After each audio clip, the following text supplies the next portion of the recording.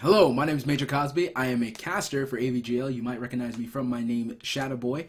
And I am going to do what I want to call the segment that could have went better. Now, if you're not familiar, AVGL's Collegiate League is a event or a series of events, excuse me, where we have colleges put together Smite teams so that they can compete for the grand prize and the final event at a later date. Currently, we are in the final stages of the tournament, and we are getting down to the wire as to who's going to be our champion. But for right now, in this exact moment, we are going to look at a previous game that happened. I don't want to spoil necessarily the results of these two teams and where they stand as the tournament. So if you feel inclined, go watch some of the videos or go check out some of the results on the website. You can find that at another location, maybe even in the description. Or more than likely, you'll be able to find it easier on the Twitch AVGL. But for right now, what the segment is going to be is I will tell you up front who loses this particular matchup. We have the College of New Jersey versus University of Miami. And we are going to basically go ahead and put out on the table who lost, which was University of Miami. And then we're going to kind of break down what they could have done differently. I'm going to try and keep this short to about 5 minutes and maybe keep, some crucial moments in there. We're going to definitely focus on some key aspects. So for starters, the picks. And then we're going to also look at some key swing moments. And then finally, we're also going to look at builds. All these things are going to equate in what my synopsis of what could have went better for University of Miami. And of course, all of this is just in good love and spirit. If the University of Miami teams feels like I am critiquing them in an improper way, I apologize. I do not mean to be offensive or in any way condescending. So without further ado, let's get started. University of Miami, as I mentioned before, has lost this match. And so we're going to go ahead and get right into it. So just taking a look at the picks. Everything seems pretty straightforward in meta. Radtasker seeing an uprise. You've got AMC, also strong, 80 carry. Ra does a fantastic job. The only thing I don't necessarily like is the lack of just extra anti-heal. So they have Osiris, great pick. Odin was banned by them, which was interesting when I saw it initially. And that's about it. I mean, at this point, you start to argue whether or not Serket is viable on a team. And with such high potential or high risk characters on the other side, you might want to throw her in there. Regardless, Hell, such a strong character that you just have to respect the amount of healing that she can put out. So we're gonna go ahead and get right into the game. And I'm gonna try and keep this away from a cast because this is not a cast. This is everything but a cast. So let's take a look at the builds just for a second here. So off the gate, I think that my only gripe is... Hold up. Let me actually take a second to minimize this just a little bit. So off the gate, my only gripe thus far is that, audio portions are irrelevant because we are not using them. If we're looking at Miami, I think that for me personally, now this one I'm gonna go ahead and distinguish whether it's personal preference or actual meta. Personally, I think AMC performs better with the Bluestone Transcendence route. If you know you're going to be the late game presence, go ahead and play as such and kind of leverage Radtasker and his global ultimates as well as Ra in this particular team composition. This is not me suggesting that that is a universal build no matter what game you're playing, no matter who you are, no matter when you're doing it. You already recognize as AMC that you have the time because Radtasker and Ra can kind of keep these things going for a while. Braven is not really a hyper pressure jungler. I mean, he's going to bring the pressure, but he's not necessarily going to force you into a bad circumstance like maybe a Thor or somebody else. That being said, I think that that's my only gripe, is AMC not necessarily electing to go for the Transcendence. Go ahead and get that item started. The only other thing is the fact that he elected to go for a Sanctuary instead of Beats. And this is kind of a double-edged sword because Aegis obviously going to save the damage. You can turn around and start fighting. But you're more often going to be CC'd and stuck than you are avoiding burst damage in the earlier portions of the game. This is kind of always the argument for an 80 carry to build or to go into Sanctuary as opposed to a as opposed to beads. You're assuming that the burst potential, so Poseidon, Hebo, whoever, of a mage, or maybe even of an AD carry, so maybe even Rama, I guess, would be on that list. The burst potential of the person you're against is scarier than any kind of CC that comes with it, because if you get CC'd before Aegis, it doesn't matter if you have Aegis, you're stun locked. So you basically have to always be aware of when and how that beads is going to be used. Now, I know that Jams actually did a fantastic job this game and had very few issues dealing with his opposing ADC. So it worked out just fine. And really, the main story of this entire game is going to be that Jams did just fine. We're going to be more so looking at other people. So Hayes is a character who didn't necessarily, or Hayes is a player who didn't necessarily have the best performance. He couldn't really keep up. Now, I kind of want to go back to moments like this. Moments like you just saw just now, where you have Fafnir jumping in. Now, let's just imagine for a brief moment that Ganesh did not use his dash. That would be a lot of unnecessary poke onto Opie. That'd be a lot of unnecessary poke. And it actually ends up putting the rest of his team, as you see there on Ratatasker, in an awkward spot to where they have to use the raw healing. And then they just kind of have to play backwards. These kind of moments give leeway to jungle invades, especially when you see right there speed buff coming up soon. This is where things start to get a little sketchy. If you just all out decide, all right, screw it, whatever, we're going in all the time without being mindful of things like this, you can lose your speed buff like it appears that they're going to do now. I don't remember this speed buff specifically. Okay, yeah, Ra almost takes it, and yeah. So let's just recap for just a moment. Because I'm not going to say that this was the root cause of that fight going very poorly. I can't say that. I can't just dictate that that's how that went down. But what I can say is that it did not play to their benefit to have that much pressure, as I lost the spot, to have that much pressure, here we are, he's going to dash up in there, to have that much pressure onto your own speed buff when all those cooldowns came back up. So we can kind of just look and watch as the results play out, and actually he's level 4, so I'm kind of missing where exactly it happened. Okay, a little, there we go. So this was right after. So Ratatasker, after the raw heal, still below 50% health, still not able to really contend against 4 full health New Jersey members. And Miami, knowing that their Ratatasker is not in a good spot, knowing that the raw ultimate is down, is still going to contest the speed buff. So, on top of the initial mistake, they end up making additional mistakes just because they want to try and keep their speed buff, but not respect the fact that it was coming up. That could have went better. That could have went so much better. Just recognizing timers of your own jungle camps and what could you trade, what can you do to poke out. Now, granted, we can talk about if Hayes didn't go in to try and help out, his Fafnir. Opie, he has to hold that L a little bit. All right. If they didn't go defend the speed buff, all right. There's a lot of things that definitely shouldn't have happened. But the whole point is that whole sequence of events could have went better. No two kills. If they didn't make the initial mistake, no speed buff taken. And even further so, they might have been in a more favorable spot to maybe do something in the opposing enemy jungle. But as the title says, that could have went better. So we're going to fast forward a little bit because, after that, obviously, a couple things, you're going to lose tempo on your side of the map. That's just a natural byproduct of having that kind of series of events happen to you. And in fact, you're just going to see the result of it. And this is kind of what happens when you give up that much pressure on one side of the map. Is that you're crippling a lane. And so this is another point I wanted to bring up. If you are crippled on one end, you need to try and leverage another location to mitigate the losses. Either you're going to try and fight head-on to the spot where you're really crippled, or you're going to meet head-on another lane to try and mitigate losses, which is perfectly fine because Gold Fury's on the other side of the map. They can take your jungle camps all they want in the soul lane, and you still can come out on top, even with your soul laner being behind in experience, which would be the ultimate kind of trade-off there. Is your soul laner is going to be behind a little bit of inexperience and not really going to be able to box solo. But you take pressure off of him by focusing on the other side of the map, especially since AMC Jams is doing just fine, and then you end up with a scenario where you're not getting bullied. You're not actually having a lot of trouble, but could have went better. So the Gold Fury did go over to New Jersey. Not surprised there.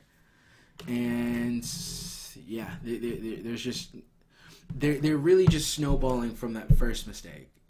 That's pretty much where we stand on a lot of this. Now, let's see here. Yeah, and then it just kind of keeps going and going and going. Now, taking a second, looking at the builds. Okay, it hasn't happened yet, but there's a key moment where I think that Jams, for me, made a mistake. For me. But again, that goes to personal preference. I still think he should have started Transcendence just to try and leverage that fact that he has to rely on the rest of his team. Missing that ultimate obviously could have went better. Her missing her ultimate could have went better. Everything here could have went better. So Rattasker comes down. Smart ages by him. Yeah, this is pretty much just good play by the Soul. I think, for me personally, I think that AMC retreating was a good decision there. Jams recognizing the rotation, so it was good. But I really kind of wish he had stayed around just a little bit longer when Rattasker was coming up with the ultimate. Like, when the ultimate was first channeled, I felt like he should have tried to, make something happen there. Because at the end of the day, they need something to leverage here. 7-0, this could have all went better. So move forward a bit more. All right. Dual lane, Soul hasn't done anything. AMC has done okay. Move forward just a bit more. Here's an engage. Okay. They got the fire demon portal, and they were able to get a kill. And then AMC is going to be able to survive because his team backs him up. Good play. Always stick to your high damage dealer. If your damage dealer dies, you're just not going to kill anyone. That's just common sense. Unless you are extremely far ahead, your front line is more than likely, with the exception of a couple of characters, I'm not going to say everybody, but more than likely not going to be able to actually stop or kill anyone post your damage dealers dying. Okay, that actually I did want to point out, because I forgot all about this. As a raw player, it is not wrong to build Spirit Desolation. That is not wrong. That's not incorrect. However, with the team composition you are up against right now, and with a certain level of pressure that is being put onto your team, it starts to become a question of, shouldn't you just go ahead and build Divine Ruin?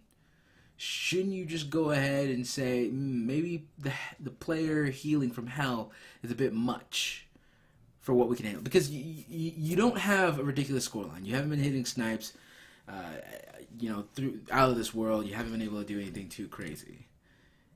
Go ahead and, just aid the team out by at least mitigating some heals and giving some good heals. Or CDR or something.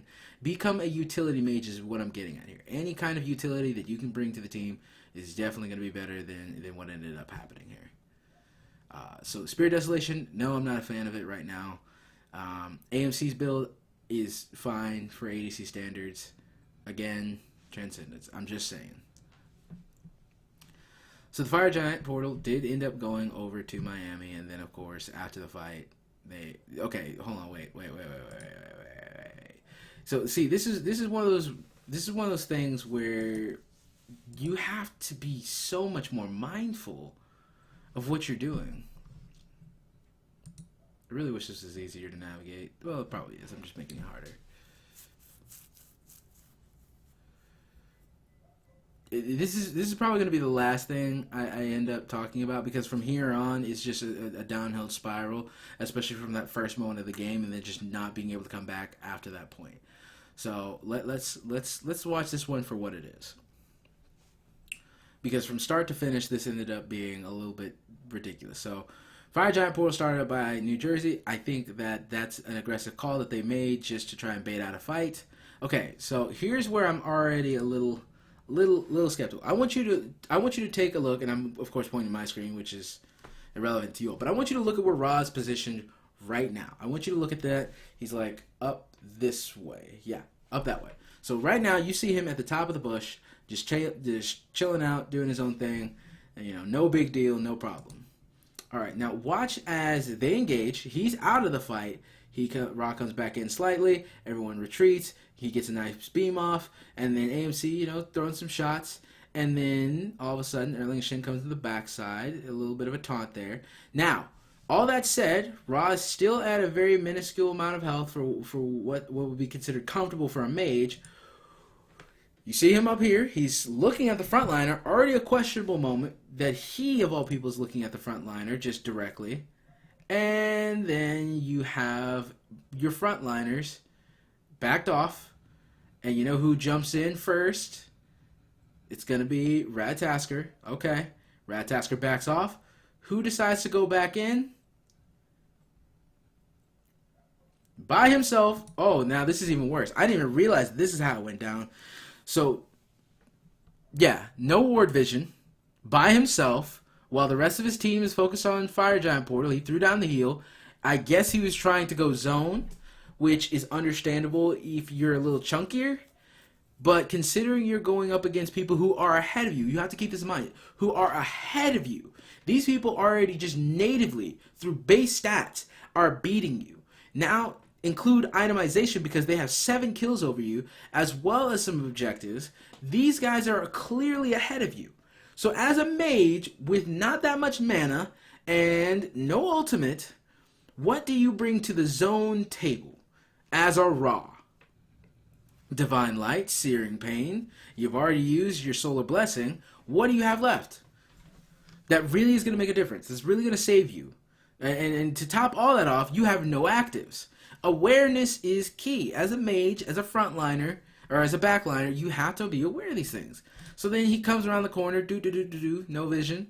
That's a positional mistake in my opinion. Now, I know I made a big fuss about it. He didn't die, yada, yada, yada. He turned around. I got it. I get it. But it's just, if there was even slightly a potential of someone being around that corner, that's all I'm trying to say. That's all I'm trying to say. So, take that as you will. If you disagree, perfectly fine. So, Ra, even if you didn't like even if you didn't think the last one was that serious or that big of a mistake, how about the second time you did it? All right? And even then, I think the lack of focus on something. Okay, here we go. Nice and slow-mo for you. I can't do slow-mo. I don't know how to do it if there's an option. So, front line here, and that's Jams. That's not even a frontliner. I think that's him? Yeah. Hayes is here. So, front line here and here. Your 2 main damage dealers here, and one of them is about to eat a crap ton of damage with no actives. I wonder what could happen. Oh, they died. Now, the fight ended up working out just fine, but you lost your healer, so you lost your ability to do any super major objectives, and then on top of that, you lost another backliner, or sort of backliner. Hayes is also kind of in an interesting spot of his own. But they do end up getting the Fire Giant Portal. They didn't have to lose Ra is what I was getting at. They didn't have to. Didn't have to happen. The damage that Ra brought there in that last instance did not make or equate to a lot going in their favor. Then they ended up actually being able to do a good job here in this little trifecta attack over onto Grounder, excuse me. So that was a good moment. All right, so we got enough time for one more point of the game. And I'm actually going to reserve this one for the thing that I think was most crucial for me, which was the Hide of the Urchin pickup here. Hide of the Urchin is a fantastic item for specific characters. Not so much so for an AMC. If you actually look right now, he's got it on himself. So I will go ahead and tell you that by the end of this game, that Hide of the Urchin, I believe, stays at 1 stack. That's it. So even from just a purely objective standpoint, even from just a purely we're not even gonna acknowledge that it's AMC. We're not even gonna talk about the fact that it's not really contributing to his overall damage. Let's just look at it from purely objective standpoint. Hide of the Urchin has 10 stacks, right? 10 stacks for you to be able to max it out, and they did just achieve 8 kills, but that was in 26 minutes. So if we were to imagine that it takes them equally as long to get a set of kills, which of course is unrealistic, I understand this, but if we were to imagine even it took half as long, That means you are waiting all the way up to the 40-minute marker just to get your Hide of the Urchin fully stacked. That does not numbers at all. Period. I don't care who you are, what explanation you even try to give. That doesn't make sense. You're equating a good defensive item with 0 stacks as still a good item. That just doesn't. It doesn't actually make sense. And actually here, you see the ending sequence of the game. He only received 2 stacks overall, and yeah. No, he actually ended up selling it before he even got those stacks, if I remember correctly. So, I don't know necessarily if that purchase gave up their potential at a comeback.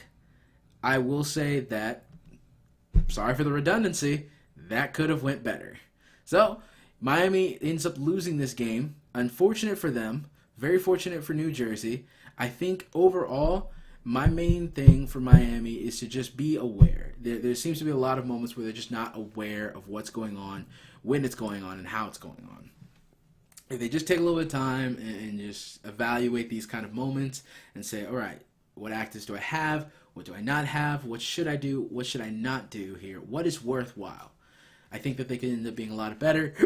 But a lot of that comes down to not only player experience, but actual team experience, because a lot of these tendencies you'll see in ranked play where players just make decisions based on what they think is the best move at the time, and oftentimes it's not the best move in a competitive environment where you do have people paying attention to all these minute details. So with that being said, thank you again for watching AVGL's That Could Have Went Better. My name is Major, and I'm signing out. See you all later.